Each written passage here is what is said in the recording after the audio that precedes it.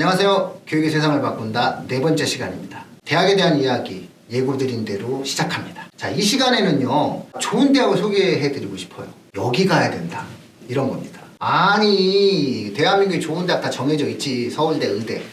서울대, 의대 좋죠. 못 가잖아요. 자, 그러니까 서울대, 의대를 못 가는 분들을 위해서, 그리고 또 다 대한민국에 서울대, 의대만 있나요? 그렇지 않잖아요.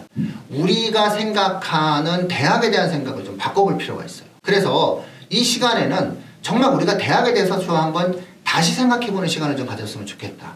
취업의 시각에서 한번 다뤄볼 필요가 있고요. 지금 시청자분들이 대학을 다닐 때와 달라진 대학의 환경에 대해서도 우리가 한번 따져봐야 돼요. 맨날 이 대학 망했어요, 저 대학 망했어요, 이런 것만 생각하지 마시고 다른 시각에서 우리가 한번 대학을 바라보자. 한번 예를 들어보세요. 시청자분들께서 대학을 다니실 때 대학 자료도 되면서 해외여행 자료도 되면서 그때 처음으로 막 세상을 나갔어요. 막 호주 가서 이렇게 과일 딴다 이런 분들이 막 생기기 시작했어요, 그때. 그래서 막 어학연수가 한다. 그때부터 슬슬 시작됐단 말이에요. 그 세대시잖아요, 지금 방송 보시는 분들. 다른 분들도 보시겠죠. 지금 젊은 세대들도 보겠죠. 그래서 우리나라가 90년대서부터 학생들이 세상을 나가기 시작했다고. 영어라고 하는 것들, 외국 학생들을 바라본다라고 하는 것들 생각보다 만나는 게 쉽지 않은 경험이었다고요. 해외여행 많이 다닌 애들 막 기업에서 뭐 영업사원을 많이 뽑고 그랬어요. 지금은요. 그게 뭐 이렇게 중요한 게 아니잖아요. 세계 여행 한 2년쯤은 해야 뭔가 좀 독특한 게 되는 거지. 그것도 버스로. 그쵸? 학교 관두고. 이 정도는 돼야 뭔가 스토리가 되는 거지. 내가 좀 해외 좀 이렇게 방학 때마다 다녔다고 해가지고 이게 되는 게 아닌 시대잖아요. 자, 근데요. 가장 크게 변한 게 있어요. 그게 바로 뭐냐면요. 옛날과 지금 대학의 가장 큰 특징이 뭐냐면 우리나라에 아예 외국 학생이 많아졌어요. 학교 다니실 때의 외국 학생들 별로 없었잖아요. 지금 너무 많아졌어요. 얼마나 많아졌느냐. 제가 몇 명까지 말씀을 드리면은 너무 정없어 보이니까 1000명 단위로만 말씀드릴게요. 연세대학교 몇 명 있을 것 같으세요? 6000명대 있습니다. 외국 학생들이. 되게 많지 않나요? 그쵸? 제일 많은 대학은 경희대. 거의 6900, 7000명대. 중앙대.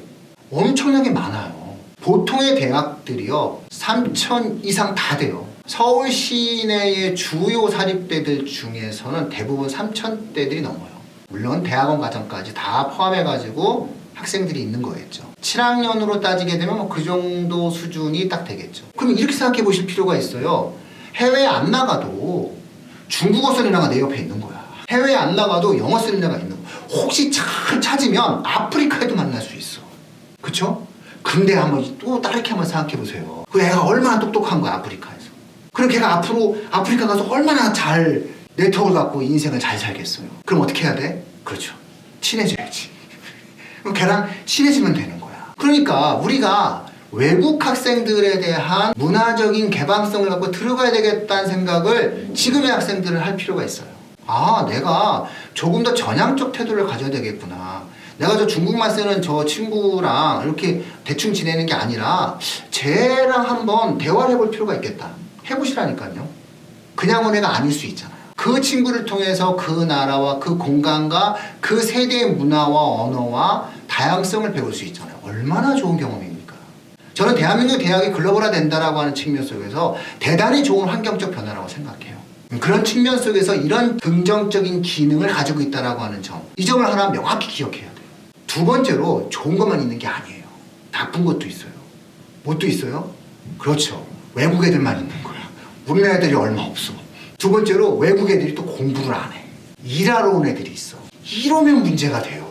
그쵸? 이게 원래 대학의 목표가 뭐냐면요. 12세기에 이 대학의 탄생, 대학의 역사, 이렇게 우리가 흔히 이야기할 때 보면 파리 대학과 볼로나 대학을 우리가 흔히 대학의 역사라고 얘기를 해요. 그랬을 때 그들이 대학을 뭐라고 설명하느냐? 학생과 교수의 연구 공동체라고 말해요. 학문 공동체라고 말해요. 그러려면 결국은 학생과 교수가 같이 연구하고 공동체적으로 살아야 되는 거야. 그래서 그때 당시에는 라틴어를 해야 되는 거예요.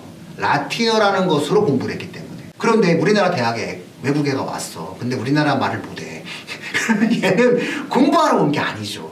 그런 애들이 과에 반 넘으면 그 과는 공부하기 위한 공동체가 이미 상당 부분 파괴된 거죠.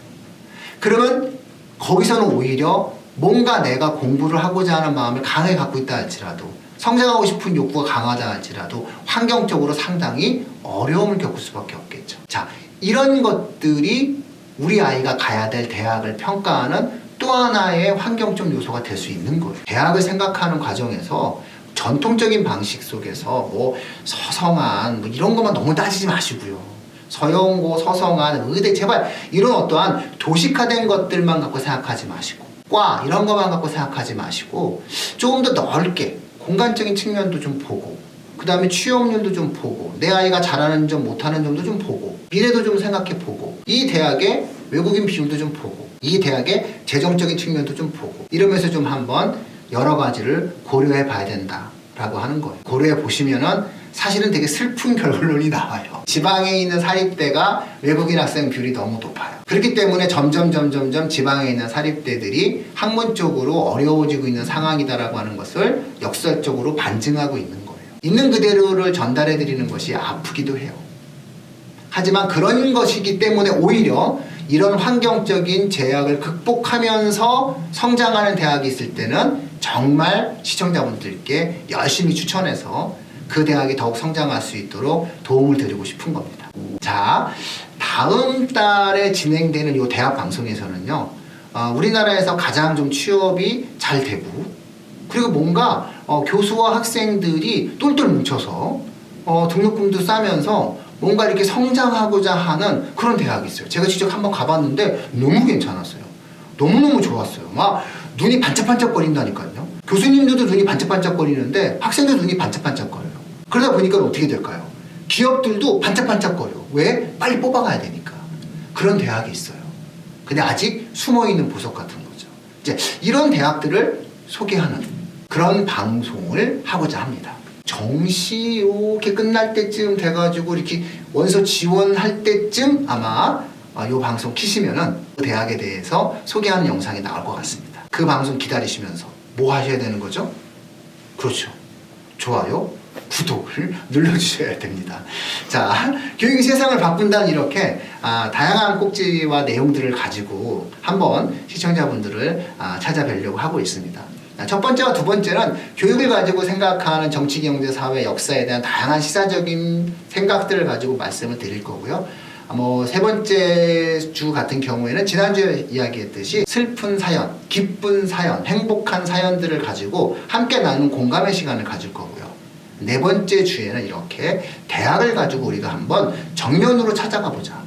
정말 대한민국의 고등교육기관인 대학에 대해서 우리가 한번 정면으로 실제를 한번 살펴보자. 이런 시간으로 교육이 세상을 바꾼다는 구성되어져 있습니다. 정말 알차지 않나요? 너무 좋은 것 같아요. 그러니까 제발 좋아요와 구독을 통해서 저희를 좀 많이 알려주셨으면 감사하겠습니다. 더욱 분발하고 최선을 다해서 세상에 기여하는 그런 방송이 되도록 노력하겠습니다. 오늘도 끝까지 들어주셔서 감사드립니다. 고맙습니다.